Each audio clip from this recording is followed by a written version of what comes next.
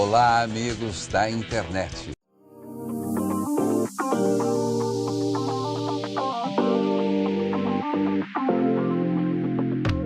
Boas-vindas ao UX Writing Cast, o seu podcast sobre UX Writing e outras coisitas más.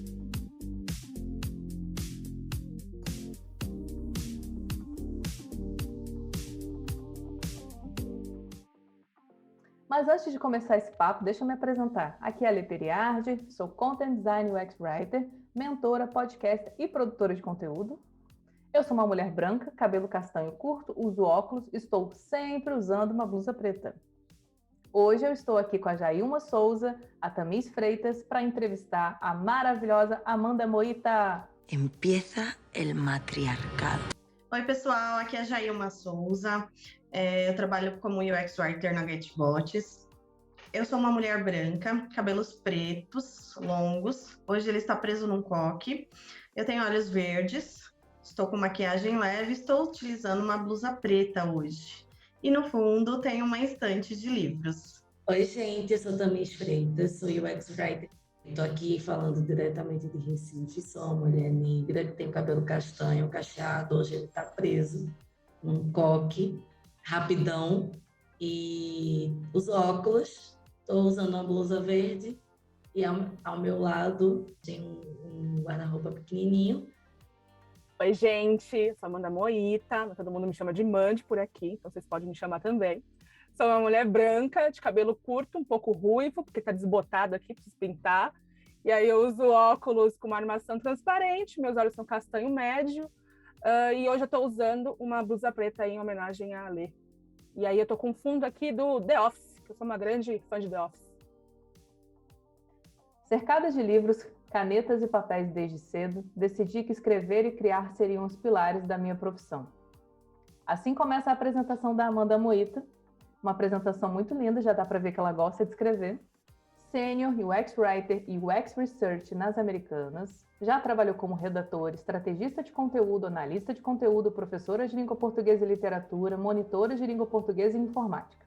Fez licenciatura em letras na PUC, pós-graduação em formação de docentes para o ensino superior na Uninove, mestrado em Linguística na Universidade de São Paulo e especialização em UX Design pela EBAC. Então, meu amor, ninguém é mais poderoso do que Deus e eu. Estamos muito felizes por ter aceito o nosso convite, Amanda. Afinal, não é todo dia que a gente conversa com alguém que é UX Writer e UX Researcher ao mesmo tempo. Vamos começar por isso, então. Você começou sua trajetória já pensando em desenvolver essas habilidades nas duas disciplinas. Como foi esse processo de qualificação nas duas áreas? Boa, Tamis, estou muito feliz de estar aqui com vocês. Como eu falei, só feras, pessoas que eu acompanho na rede. Então, obrigada aí pela oportunidade. Mas então, longa história, vamos lá. Quando eu decidi migrar de carreira, eu já sabia que eu ia querer mexer com UX Writing, Então, eu comecei a estudar a área, especializei, e aí eu fui adaptando meus conhecimentos, para começar a aplicar em interface e estrutura conversacional. Então, em resumo, toda a minha qualificação, quando eu decidi migrar de área, foi pensando nessa frente unicamente. Porém, uma das grandes mentoras da minha migração, que é a Babi Perry, que hoje ela é minha líder na Squad de Design na Americanas, ela notou que eu tinha algumas facilidades aí no processo de discovery, de descoberta, e também no processo de criar relações com o usuário. Em outras palavras, aí, eu sou uma pessoa curiosa e ela notou isso. E aí veio a proposta de criar essa frente na Americanas, de pesquisa aí voltada para o UX. Então, estou nesse processo de me qualificar. Então, às vezes eu falo assim, gente, eu acho que eu sou sênior aqui, mas eu acho que eu sou uma júnior em pesquisa ainda, estou me qualificando.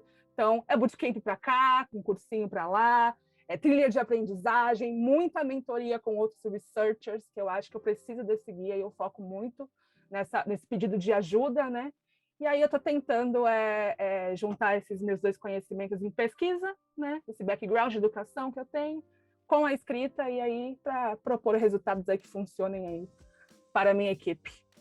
Muito interessante você falar que você é sênior em alguma coisa e júnior em outra, porque eu acho que isso que é o legal da vida, assim, a gente está sempre aprendendo alguma coisa, né? E a gente tem que se permitir aprender alguma coisa e a gente precisa que a sociedade entenda que a gente não vai ser sênior em tudo, né? E que a nossa experiência sênior de uma área contribui muito para o nosso amadurecimento na outra área que a gente está trabalhando. A gente já tem outras habilidades, né? De organização de tempo, de saber que é importante a gente cumprir prazos e fazer negociações e ter um pouquinho de inteligência emocional para passar por esse processo, né? Eu espero que as pessoas que estejam ouvindo se sintam motivadas a estudar UX Research e se sintam motivadas também a aprender uma coisa nova, né? Como você que está aí se qualificando em UX Research. E por falar nisso, né, nessa dupla função que você tem, que a gente queria saber se você está numa equipe, enfim, conta pra gente um pouquinho quais são os seus principais entregáveis. Eu acho que é muito importante a gente contextualizar o que é um entregável, ele significa o quê? Qual que é a relevância para o time?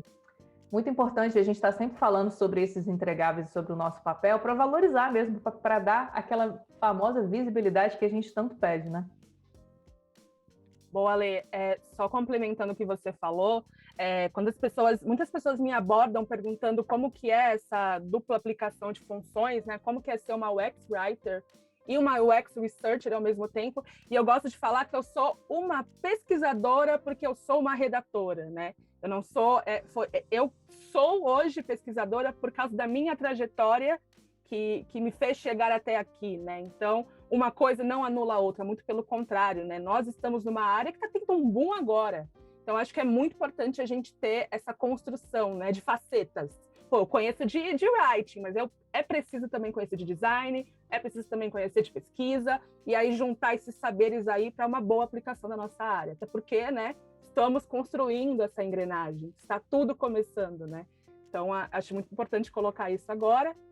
Mas aí, vindo para o meu contexto, já respondendo a sua pergunta, na minha equipe, eu sou a única pessoa centrada com formação em conteúdo, né?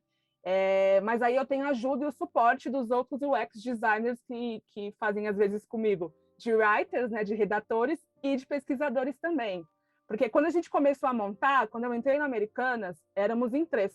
Eu mais 2 UX designers, né? Então, quando a gente pôde montar a equipe, a gente teve essa preocupação de trazer pessoas aí multifacetadas e que não ficassem presas somente em um contexto. Então, é muito fácil para a gente abordar as outras metodologias, né? E eu sei que isso é um privilégio e é o melhor cenário possível, tá? Não acontece sempre. Mas aí a gente teve esse cuidado e está dando tudo certo agora, né? Mas aqui a gente está com foco de procurar pesquisadores, né, antropólogos, sociólogos, para compor o time nesse momento. E aí, sobre meus entregáveis, é uma boa história, porque quando eu cheguei, né, na Epilepsy, que é o nome do meu departamento na Americanas, né, que é logística e distribuição, não havia uma cultura voltada para o UX. Eu acho que isso é um cenário que acontece muito. A galera chega para moldar, né? Isso acontece muito. Então, tudo começou do começo, né? E aí a gente foi entender o usuário, entender o nosso produto para poder alinhar o que faria diferença, o que faria sentido para aquele momento de construção. E aí, que nos ajudariam a consolidar as marcas com que a gente estava trabalhando, né? Então, a gente criou essa estrutura, uniu as reais necessidades, e aí a gente começou aí a fazer os tons de vozes, né? Guia de tom de voz, tom e voz, são aí os nomes que a gente costuma usar. E aí, esses são nossos entregáveis nesse momento, os materiais de departamento que a gente já tem pronto, né? E aí, nesse momento, como eu trabalho numa esfera de 5 produtos, então, a gente está criando agora um dicionário semântico para unificar as estratégias e aí, através da pesquisa, né, claro, entender aí quais são os termos aí que estão em comum, são aplicáveis nessa esfera de mobilidade.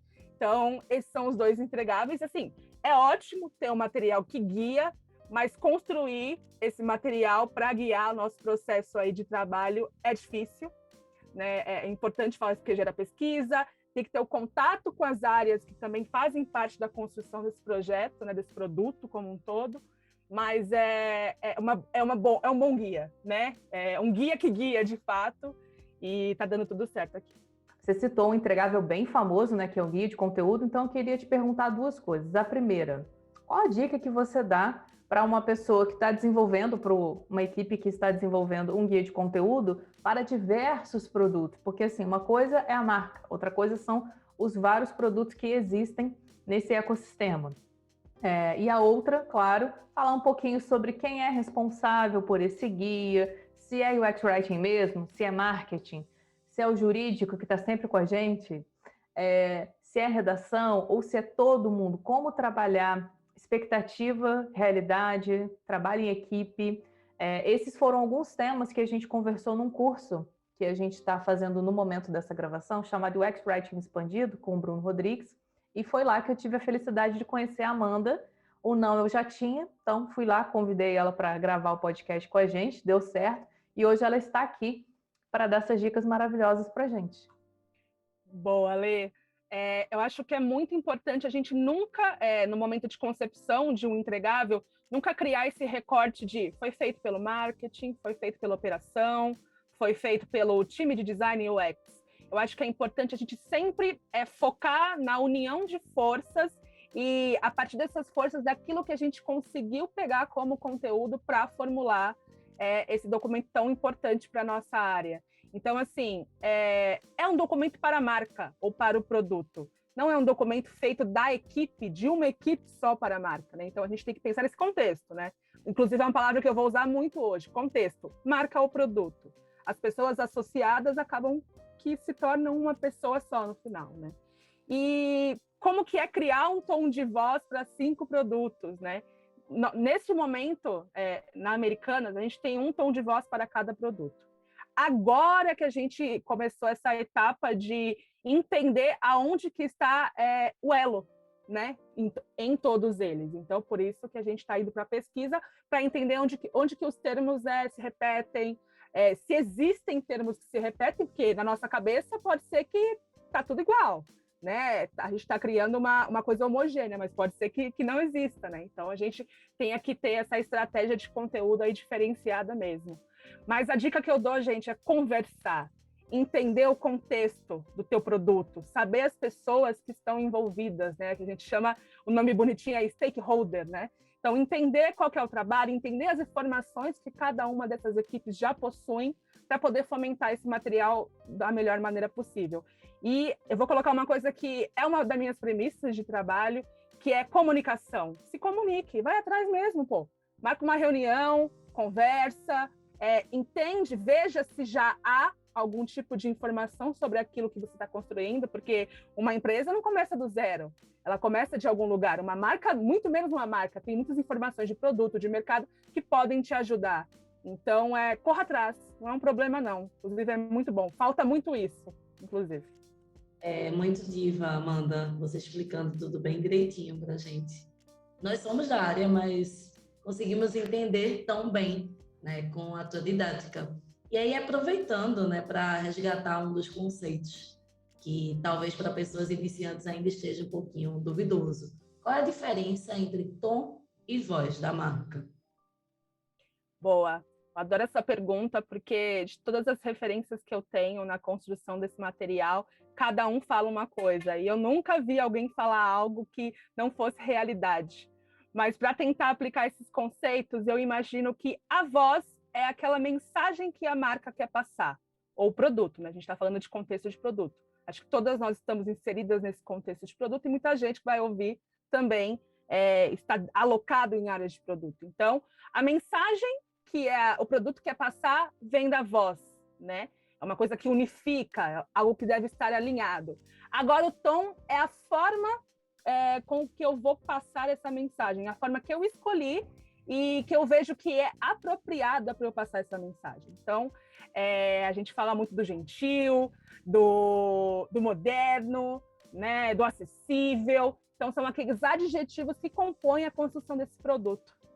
Amanda sendo perfeita nas considerações que ela fez aqui no podcast. Nossa, uma aula, estou me sentindo lisonjeada de estar ouvindo ela aqui. E Amanda, como diz aquele tweet, nada mais cafona do que gente workaholic. A gente viu no seu LinkedIn seu posicionamento contra a cultura workaholic. E o recado: tem gente que não tem o senso.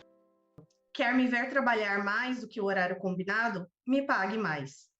Pensando no seu tempo de experiência, na sua senioridade também, você teve alguma dificuldade em colocar essa cultura em prática por onde você passou? Boa.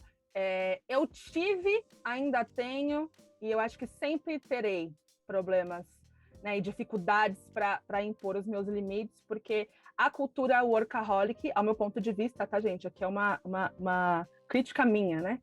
Ela está muito intrínseca hoje, né, nas culturas empresariais aí, então eu tenho muita dificuldade ainda de impor algumas coisas, né? Porém, né, vamos começar do começo. Meu background, ele é marketing e educação, né? Então eu comecei pela educação, fui para o marketing e só quem trabalhou nessas áreas aí sabe o que eu estou falando, né? O famoso só quem viveu sabe, né? Então, da onde que vem, né, esse meu posicionamento, né?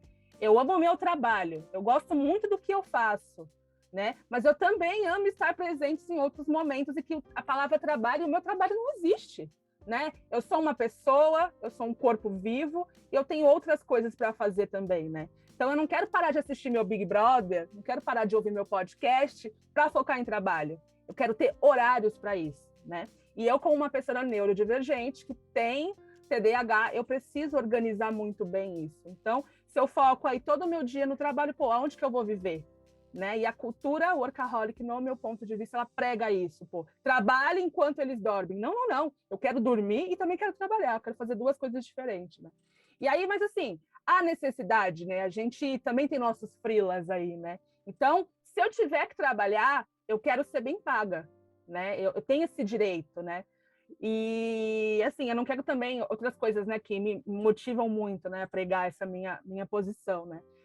Eu não quero deixar de ficar com a minha família. Eu já tive que abrir mão de muitas coisas para chegar nesse meu ponto da minha carreira profissional, sabe? Então, eu gosto de deixar isso bem claro. Tem coisas que valem a pena, sim, mas tem coisas que não valem no final, né? Então, até porque só eu comigo mesma aqui, né, sei o quanto eu já sofri com alguns probleminhas aí causados por causa dessa imposição dessa cultura, né? Então, a minha crítica é essa: tenha momentos, mas, pô, não trabalha não enquanto eles dormem. Vai dormir também, faz bem. Nossa, Amanda, você falou, parece que você tem uma câmera ligada na minha vida durante esses 2 últimos anos. Porque, assim, foi 1 ano de dedicação para transição de carreira. Transicionei e ainda fiquei naquela de estudar muito, e eu acho importante, né? Eu acho que eu nunca vou deixar de estudar, nunca vou deixar de ver live, só que eu diminuí um pouco o ritmo, porque os finais de semana que eu perdi, sem dormir direito, só aquela focada em UX design, UX writing, foi importante, né, para chegar até aqui, tudo foi importante, mas eu achei magnífico o que você falou, né, de tipo, já abdiquei muito para chegar onde eu estou e preciso ter horários para tudo hoje, para curtir minha família, para não fazer nada no sofá, por que não, né? E aí eu queria saber se você tem alguma dica de como se organizar, porque ainda é um desafio para mim, pelo menos. Boa, Tamis. Dicas para se organizar. Depende do seu modo de vida, do seu contexto, e o que você entende por descanso também é muito importante. Então, por exemplo, eu sou uma pessoa que lê, então o meu momento de descanso é leitura, né? Então, entender muito bem o que te faz bem, e conhecer os seus gostos, né? Entender que se aquilo constrói algo aí na sua vida, pô, investe naquilo, nos seus momentos de pausa, né? Eu não sou uma pessoa organizada, né? Não, de forma alguma.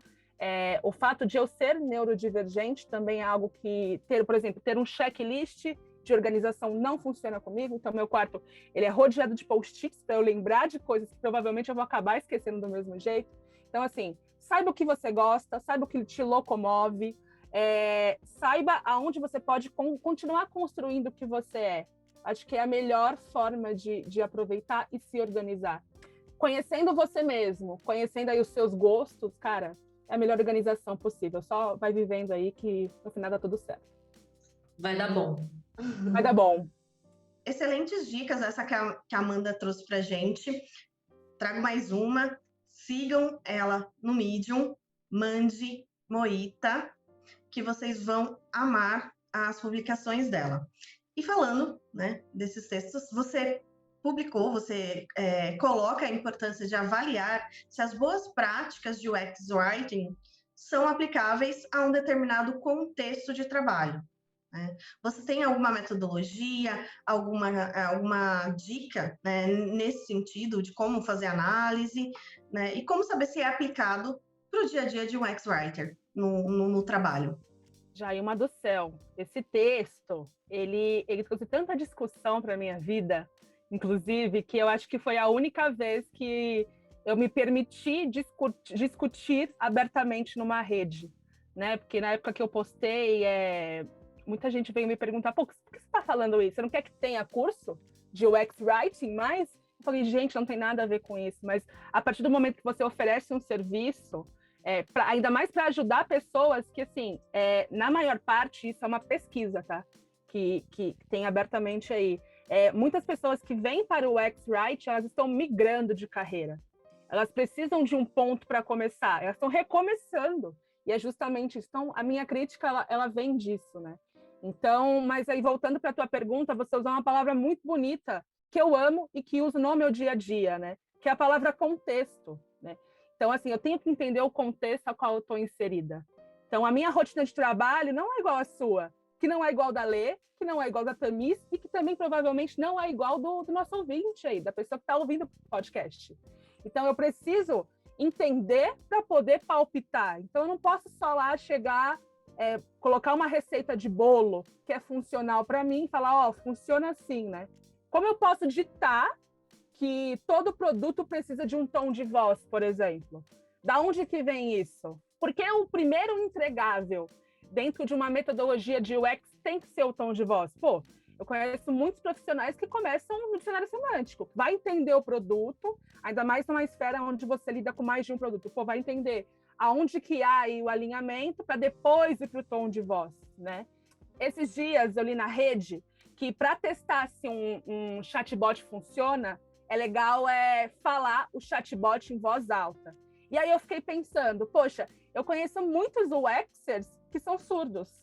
Será que essa metodologia ela funciona no contexto de vida dessas pessoas, né? Porque eu estou falando que é funcional, sendo que eu não estou entendendo o contexto, os múltiplos contextos de trabalho, né? Então, por isso que eu falei que é uma palavra que se repete muito no meu cotidiano, né?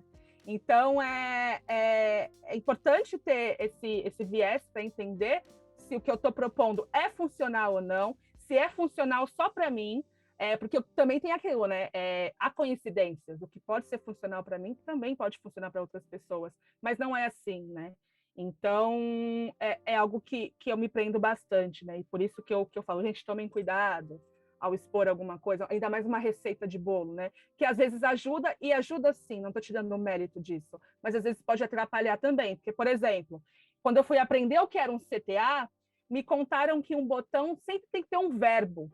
Então, até hoje, eu tenho muita dificuldade para colocar na minha cabeça que não é necessariamente assim, né?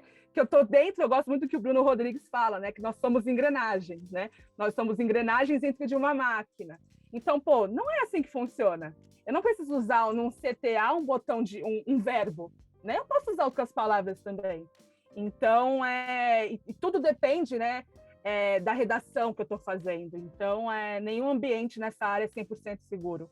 Nenhum. A gente trabalha com o X-Writing, a gente sabe disso. Não é seguro, é tudo teste, é tudo tentativa e erro, e mais erros do que acertos, né? E, então, respondendo finalmente, né? Antes de validar qualquer solução que eu proponho, eu tenho o privilégio de poder testar hoje. Mas antes, o meu checklist, né? O que eu fazia para validar era aplicar os fluxos de conversa aí em outras vivências, né? A partir de outras vivências. Então, teve casos que eu fiz lá o protótipo navegável e, chamei minha irmã que tem 15 anos para testar, né? Então, é uma coisa que, às vezes, as pessoas falam, pô, mas ela tem 15 anos, ela é uma usuária, ela é uma provável usuária? Não sei, mas eu vou testar para ver se ela está entendendo a minha ideia. Então, façam isso. Estudem contextos, entendam que há profissionais diversos, há áreas diversas. O que eu estou falando aqui pode não servir para você, mas pode servir para outras pessoas. Eu acho que é muito importante a gente ter esse cuidado, né, com o dia a dia. Genial, Amanda. Eu acho que o que você falou é óbvio, de uma certa maneira, só que a gente termina esquecendo, né? Na busca de cursos, teorias, métodos, como aplicar e tal. Eu acho que o recado que fica é do tipo, esse é um caminho, mas não o único, né? Vai depender muito do contexto, de teste, de retorno. Então, genial. Mais uma dica aí maravilhosa. E esse alerta, né? Esse beliscãozinho no bom sentido, de a gente acordar para a vida. Por isso que é importante a gente seguir várias pessoas completamente diferentes e, se tivermos oportunidade, fazer sim alguns cursos, mas com mestres completamente diferentes. Eu tive a felicidade de fazer, até o momento dessa gravação, com o Bruno, que é onde ele está, eu estou, basicamente, a Cris Luckner, a Lori, maravilhosa, né, lá do Mercado Livre no momento, o Agno Oliveira, nossa, todos os cursos que ele já fez, eu estava lá em todos, a excursão do Agno Rodrigues, então... Claro, nem sempre a gente consegue fazer todos os cursos que a gente gostaria. Está na minha lista o do Charley, por exemplo, que eu não fiz ainda, né? E às vezes por uma questão financeira, mas existem outras possibilidades de a gente consumir o conteúdo que aquela pessoa produz, seja no Medium, no LinkedIn, no Instagram, uma live que a pessoa fez no YouTube, né? E teve um episódio que a gente gravou com a Ariana Dias, que ela falou, ela comentou sobre uma frase que ela postou no LinkedIn, que é seja o UX com os seus colegas de trabalho também. Essa preocupação com a diversidade e a acessibilidade, ela tem que ser diária. E você gosta muito da palavra contexto, né? Eu gosto muito da pergunta, quem é o seu todo mundo? O meu todo mundo às vezes não inclui todas as pessoas que eu preciso pensar para escrever ou planejar um fluxo, enfim, né?